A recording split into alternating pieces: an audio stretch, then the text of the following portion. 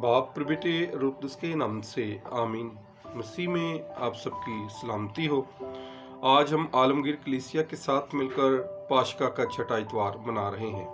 आज की पहली तिलावत रसूलों के अमाल और उसके 10वें बाब में से ली गई है।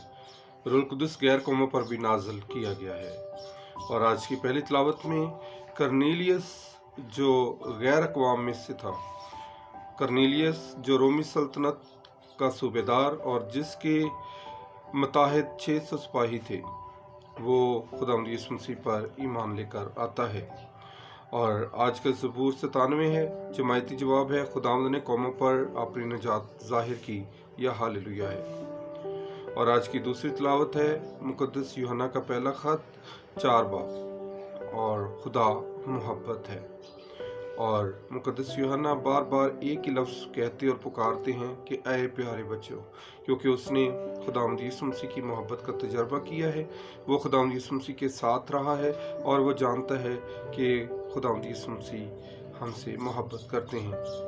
और आज का नारा हम्द है, यीशु ने फरमाया, अगर कोई मुझे प्यार करता है तो मेरे कलाम पर अमल करेगा, मेरा बाप उसे भी प्यार करेगा और हम उसके पास आएंगे।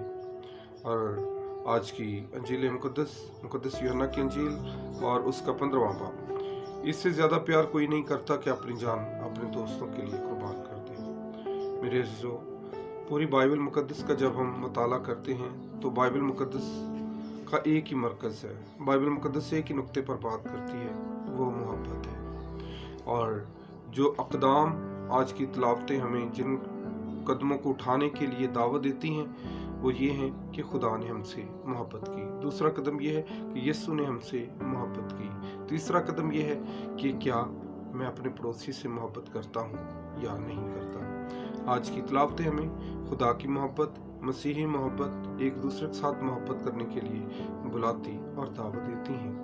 ज़रूर है कि हम मसीह की मोहब्बत में चलें, मसीह यीशु के नूर में चलते रहें। आज का दिन मेरे लिए, आपके लिए बाइस बरकत है।